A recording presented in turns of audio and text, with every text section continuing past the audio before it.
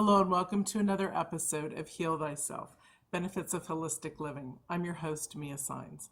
And in this segment with me is Bob Sima. Now, Bob has been talked about as the new John Lennon. Now, I know Bob likes that because John Lennon's fantastic. We all love him. But also Bob has his own style too.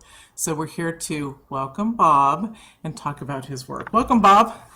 Thank you. It's Thank you. it's Good to be with wonderful. you. It's wonderful to have you. As a musician, would you share with us your musician side of your story, and also bring it into how you decided to? Well, musicians are always out there sharing their work, so I guess that was sort of a mute point there. But would you share with us how early you were that you realized that you loved singing and playing the guitar and performing and all that stuff? Oh my goodness. Well, see, the music side started probably with my first and last guitar lesson. So, as you can imagine, that must have been quite a journey, huh? Yes, But exactly. I mean, it started through listening, through just becoming a channel for music when music first came into my life. I mean, it was in cartoons probably when I was watching little Bugs Yeah, Bunny yeah. cartoons. Well, the big creature goes boom, boom, boom, and the little ones go, so everything was just music to me. And it's probably why I picked up that song, Everything is Music, which was a Rumi poem. Anyway, that's a different story. But so I took one guitar, I got a guitar, took one guitar lesson. I think I went back the second time and he realized this dude's not going to do this. He has no stick-to-itiveness. So I never went back. And then I just started playing bar chords and making lots of noise. And then I put it down for, I don't know, 5 or 6 years. And then I picked it back up. And this time I got an acoustic guitar because Jack and Diane, maybe I'm dating myself, came out. But it was that whole, that story that he told and this love song, but it was like really cool with the riffs. So I wanted an acoustic guitar, got an acoustic guitar, learned some chords, found out that I could sing along with the chords after much, much effort, joined into a few bands, played around the scene, traveled a little bit, and put it back down.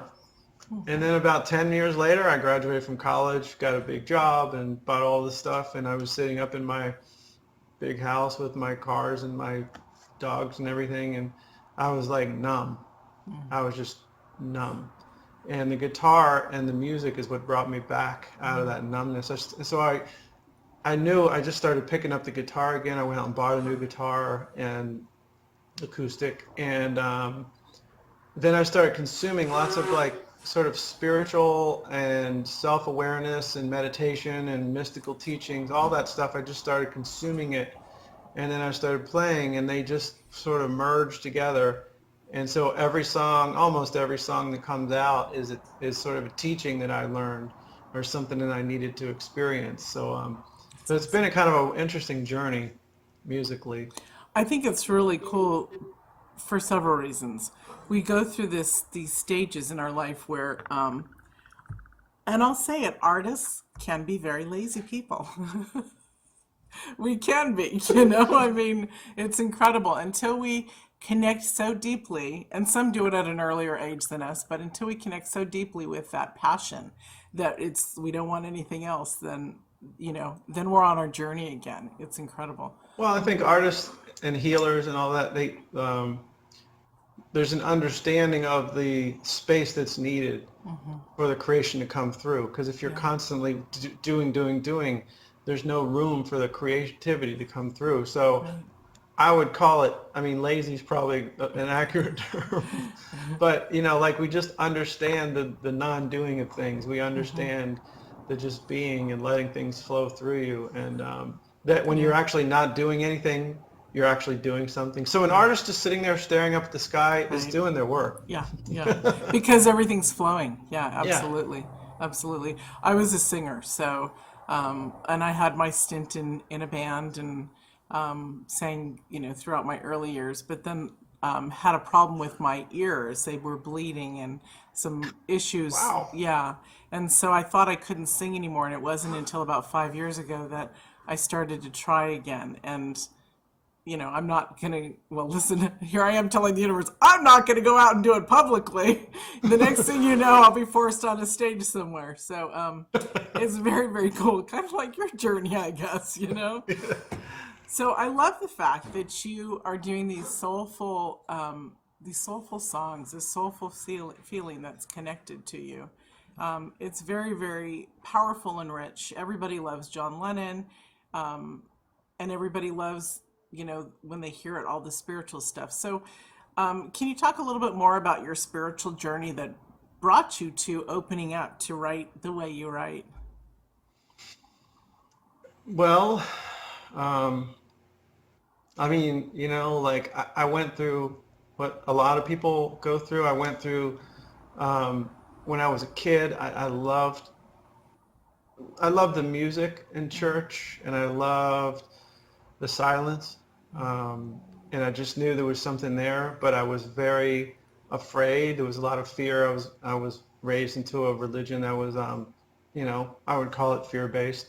Um, so that was in me, that silence, that reverence, that understanding that there was something really rich and beautiful, but then I pushed it away because it was scary. Oh my gosh, fire and brimstone kind of stuff.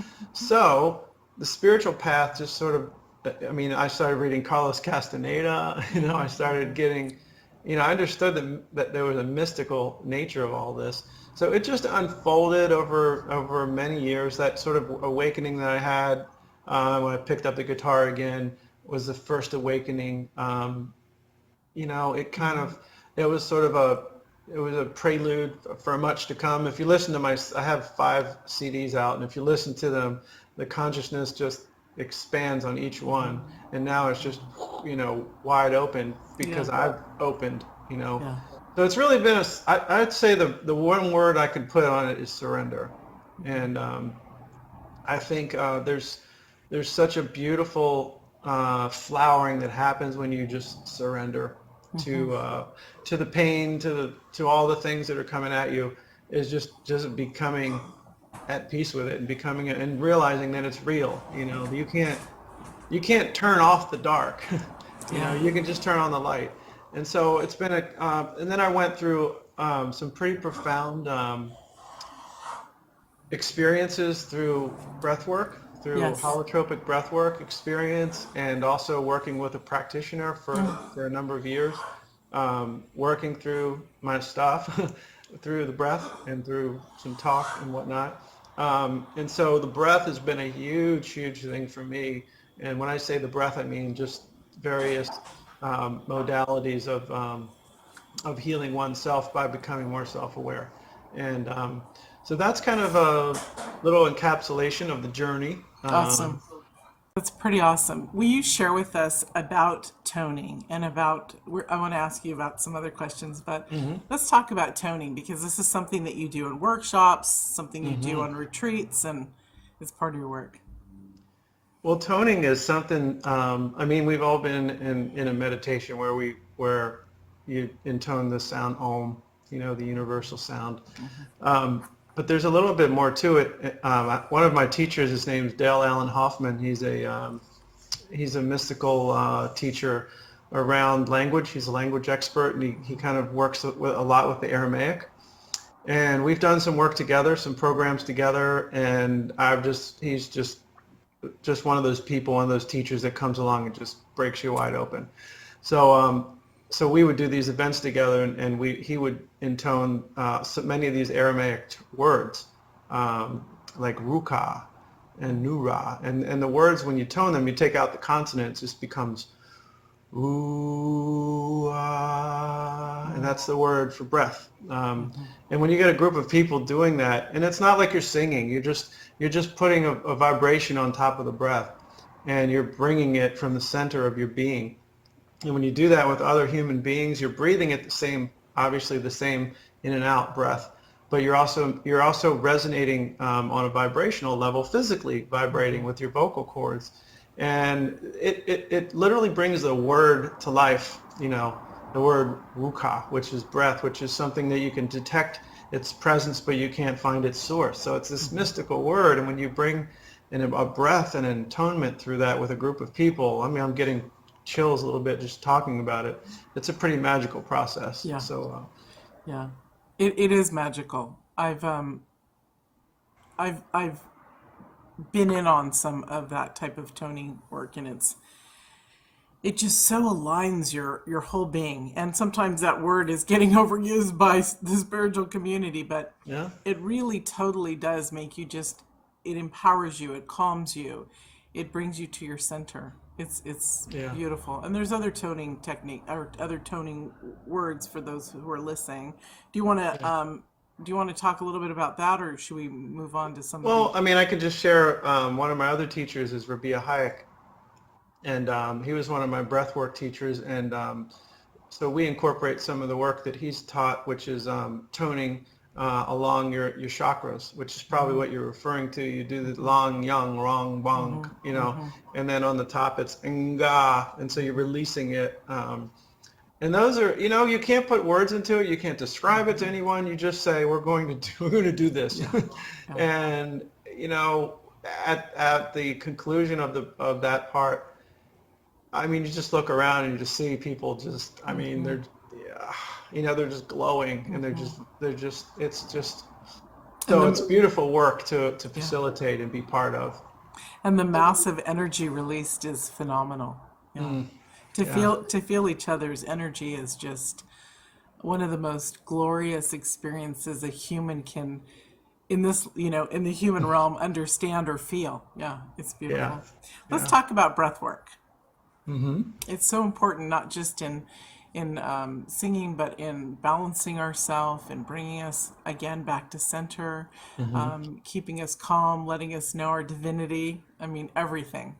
Yeah, it is. It's everything. I mean, the thing that happened is after I went through what they call a rebirthing, which is, I mean, it's almost like you could say you're born again, but you're just born into an intention. So you're born back into this life in the way that you intend. And you do it through breath. So that was the first thing that just cracked me open, and all the teachings that went along with it. It was just really powerful. Then I studied a little bit of the pranayama, and I studied with Rabbi Hayek and went through a lot of the work that he's just a guy who just really lit me up when I met him and started working with him, and I bought all of his training materials, and then I started studying like Andrew Weil, and his is, he's a medical doctor, and so all of these modalities just sort of came. I just started using them for different things for me, and I started just sprinkling it into my concerts and into talks here and there, and then I was asked to do a workshop, and so I created a 4-day event around. And I called it practical breath work, which I don't think anybody's used that term before, because it brings a simplicity to it. There's nothing complicated about it. It's like the way I kind of make a joke. It's 1% teaching and 99% practice. I mean, I can talk about it for days on end about how when you receive a breath and you consciously you put your awareness in your breath, you can immediately affect your nervous system, which is an Andrew Weil teaching. And so, I mean, it's become a really big part of what I want to get across to the message. Yeah. I think people, every walk of life, I mean, it doesn't matter if they like the music or if they don't. And I incorporate a lot of music, and that softens people, and it gets them singing together, and it gets sort of a resonance happening, and then you just start to talk, and you start to bring in some of the mystical aspects. I mean, the word breath in just about every other language is spirit. So I mean, and I talk a lot about the way we look at things. So I forget who said it, but you don't see things as they are, you see things as you are. And when you bring a complete new excitement with each breath, I mean, your life will change, and we've seen it in many workshops and people just leave and they're changed. And I tell them at the beginning, I said, you're not going to be the same after today, so don't go back to normal. Try not to. Don't go back to normal. I love that. The incredible thing about the human body and breath is that until we understand it, we don't breathe normally. We just don't breathe normally. Um, I guess it's our soul essence is so powerful and so strong that when we're born and all that, and how we marry the body with our soul, it's it's we have to consciously breathe. I mean, it's an unconscious, subconscious reaction, but we don't breathe enough. Just like when kids are running and playing, you have to tell them, okay, stop and breathe, breathe, breathe, breathe. Take a breath. I know Yeah, you're exactly. excited. Well, that's And what I always say, mom's advice was good. When you were nervous or scared, she's like, take a breath. yeah, But why did you stop at one? yeah, That's my question. And we walk around in this world in a constant state of low-grade stress, just constant. Our adrenals are just pumping, and we're drinking a lot of beverages that are kind of helping that along. yeah, And really the only thing to get to that other side of your nervous system, the parasympathetic side, is the breath, is the conscious breathing. And it's instantaneous, it's free, there's no copay, there's nothing, Exactly. and it's always there. So, in the workshops that we do, there is, and I kind of laugh, there's a lot of talking to begin with, because I think the brain wants to understand this. If I could have a group walk in and I could immediately do breath work with them, teach them proper technique, teach them proper alignment, and just get them into it right away. But if they bring a sense of reverence and a sense of newness to it, they'll get more out of it. So there is our brain wants to understand, the idea behind it. So it just sort of sets everything up. But you could just get a group of people. I mean, there's a lot of really talented people who are just great speakers, and they get up and they'll, before they even start their talk, they'll just say, let's all just take a breath together. That's the wisest thing you can do, because you're immediately bringing the alignment of, like, there's that word again, but you're bringing everybody in to what we call it entrainment. And there's a Swiss clockmaker who was studying, he had all the clocks. This was back in the 1800s, I think. And, he would go to bed and all the little pendulums would be going at all different speeds and, and timings. And he would come down in the morning and they would all just be going like this. And he couldn't figure out what it was. And then one day he determined that it was the largest one was bringing all the other ones, and they called it entrainment. And so when you take conscious breaths, and especially through your heart, heart math teaches about this. You bring all of your organs into what they call entrainment, into synchronicity with one another. And your blood, wherever the blood flows where the energy goes, and the blood flows where the breath goes. So Right, it's a exactly. pretty powerful thing that most people aren't aware of. Yeah, and most people also aren't aware that our brain absolutely needs that oxygen too, to keep us. It's not just our whole body, but it also functions through our brain and our system. That oxygen that either we can make ourselves hyper, we can make ourselves exhausted, we can make ourselves calm. It's truly magnificent. So I'm glad you talked about that, because even when you're singing or a public speaker, like you said, you have to be in alignment with our breath, because otherwise we're not on in the calm manner that we're supposed to be. Yeah. So it's very, very cool. Some of the everybody, you'll be able to find Bob at the credits on the end, and also in the daily email too. But I want Bob to just talk a little bit about he has a and I wrote it down too. So let me look at it. He has a new album, Put a Little More Love in the World.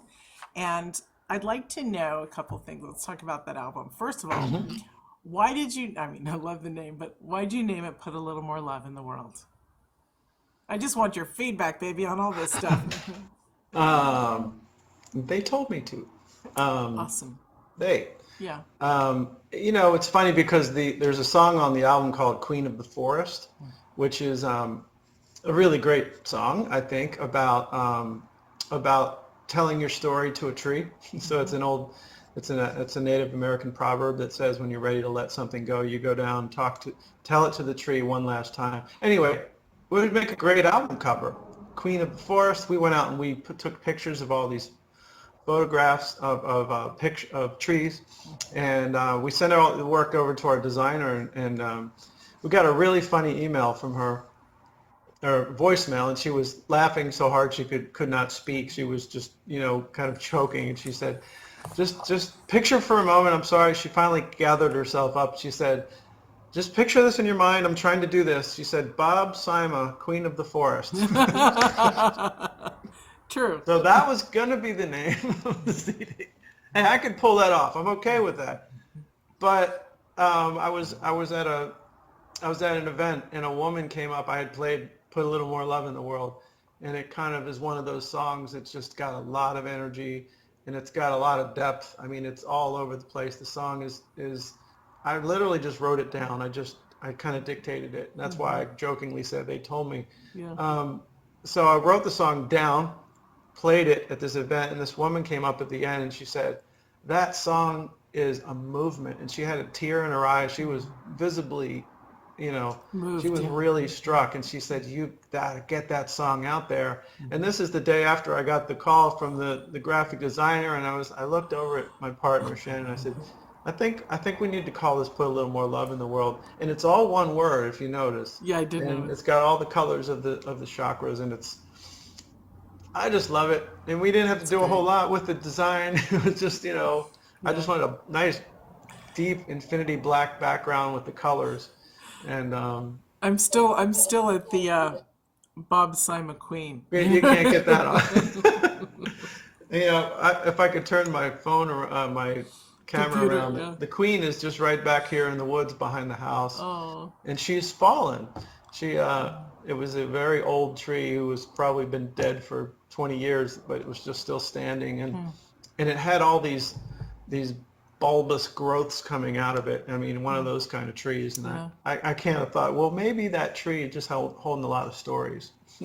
It's incredible how nature is so important in our life, and when we do appreciate nature, which are trees, Mother Earth, everything, how enriched we are, and we are connected so deeply. And when we get out of our everyday city life, busy life, to understand our connection, it's every day I take a walk, and I live in the city, but I treat it as nature. I have a neighborhood outside of mine, right next to mine. I actually drive there because I don't like the space between mine and that one. And so I go there and I walk, but see, I look at the trees, I look at the squirrels, I look at the new budding plants. And in Los Angeles, we're blessed to have that year round. And I'm always throwing pictures up on Facebook, immediately I'll take a shot as I'm walking and just, bonk, without anything, just send it on. And it's incredible because we are connected, and our rhythm, the breath of a tree is the same as our breath. When we begin to understand that, the oneness, and I don't mean the oneness, because when I first started understanding, going from metaphysics into a different type of spirituality, I was like, you're just talking about the oneness, everybody. What the heck is the oneness? But when you truly understand, we are all doing the same breath, the same moments, the movements, the same sound. Let's talk, it just hit me. The universe produces a sound that is repeated throughout many cycles. We hear it in space when they've had recordings of it. It's the same as the womb. It's the same as the ocean. It's magnificent. And also, music is mathematical too. So we won't get into that, even though I love that. So let's talk about I wanted to talk more about trees. I'm sorry. Well, let me tell you something. Let me throw something in here, because Yeah. when you were talking, there's I have another album. It's called Believe the Bird, and it was from Audubon, The the society. bird guy, and he said, if the book and the bird disagree, believe the bird. And to me, that's just a call to do exactly what you said, is to because nature's not out there. I mean, you might be sitting in an office building right now, but you're still in nature. You're just sitting in a building that's it's nature. everywhere, and you can see it everywhere. And then that breathing thing you said, the definition that I'm not sure if I read this or I kind of created it myself, but it was taking the word spirit, which is breath, and the word spirituality, and this is pretty big, but it's the interbreathing that connects all life. Okay, so just as you're breathing, I'm breathing, everyone watching this is breathing. the river otter is breathing, the birds are breathing. It's the cosmos is Yeah, breathing. It's exactly. expanding and contracting. So it's Yeah. the interbreathing that connects all life. And Yeah. Do you know, and you probably do, Bob, but, and I love to tell people this because they're just blown away when I talk about this, but when two people, two men, two women, it doesn't matter, man and woman, we tend to think of men and women, but when they're standing next to each other and holding each other chest to chest, our heartbeats begin to beat as one on the same path. Our breathing begins to beat as one on the same path. So it's that connectedness that we were just talking about, the same repeating movement. So when we come together in unison, it's all one, and it's amazing. I've had people write me and go, "Oh my goodness, Mia, now I want to go hug my husband," and it's like, great, have fun, isn't that awesome? I do want to well, say one quick thing about a tree, but you were going to say something. well, I was going to say we do an aloha breath, which is and we do it at the almost at the end of every workshop. I learned this one, I believe, from Rabia as well. Rabia Hayek, do as one, and it's where you would go forehead to forehead and nose to nose with another person. So you have to take your glasses off, and you breathe synchronously with your eyes closed, and then you breathe with your eyes open. You open your eyes at the same exact time at the end of the first breath. So you breathe it in, breathe out, and as soon as that breath is done, you both open your eyes. And when you look out and see those eyes, I mean, it's just, It's a I can't, closeness. it's so powerful, and you feel the person breathing up and down. We only do one or two breaths, and then you move on to the next person. But I mean, this is what they did, and this is what the native People all indigenous over the world. Hawaiian, yeah. So It's incredible because some people are just not able to connect to themselves and allow that intimacy, which is really, and I don't, some acronyms I don't like, or not acronyms, but some meanings like into me see. Yes, I get that. But when you're with somebody, you totally want them to be able to connect on a level that many humans can't do. They're not willing to. So, yeah, but what you're saying is phenomenal. It's beautiful, and it stems into all different early cultures like tantric and that kind of stuff. It's just that deep, deep, deep, deep, deep connection. We all have that brilliance. I just wanted to say I've got plants here off behind me. I've got orchids over here. I've got trees out my window. Everyone, just love a plant. I know that sounds crazy. Talk to it and watch it for 30, 60 days and see what happens to it. I moved into a cottage several years back, about 4 or 5 years ago, and I was talking to this tree that I thought was really pretty. Turns out it was a peach tree. I had no idea. It started blooming incredibly. It had hundreds and upon thousands of peaches that would fall on the ground every day, and people would just come by and swoop them up, and they're like, "We've never seen this big of a wow. yeah, of fruit coming off this tree." And I said, "Well, I've been spending time just talking to it. I love that tree. They actually cut it down when I moved. They sold it, so I moved, and my heart was broken because she was so beautiful. And I noticed that with the tree, a pear tree out in front of my windows. It's 3 story tall. When I moved here about a year ago, I didn't know that it was a fruitless pear. And just recently, because I always talk to it early, it bloomed for like 3 weeks. And it's just like, this is magnificent because we take the time to connect. And it just like animals, they sense our love. We need them, they need us. So thank you for letting me say that. Thank you for saying it. It was beautiful. Thank you. So, Bob, let's share your free gift. Free gift. Well, we have all you have to do is go onto the website, Which you guys and have that on the credits and up in on your the email. screen there, and you just I think that it actually comes up as a pop-up, and you just put your email in, and you'll immediately get 2 free songs delivered to Yay. your inbox. Yeah, Yay. and they're Yay. very special songs.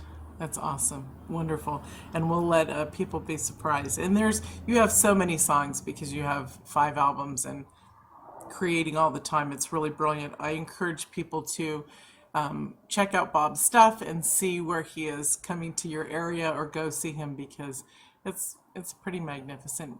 Bob, this has been a wonderful journey with you, and we're over. We're out of time. We're out of time. So my thank gosh. you for making it wonderful. It was awesome. Thank you for having me, and thanks for doing what you do. Thank you so much, Eddie. And thank you all for joining us, and we'll see you in another segment.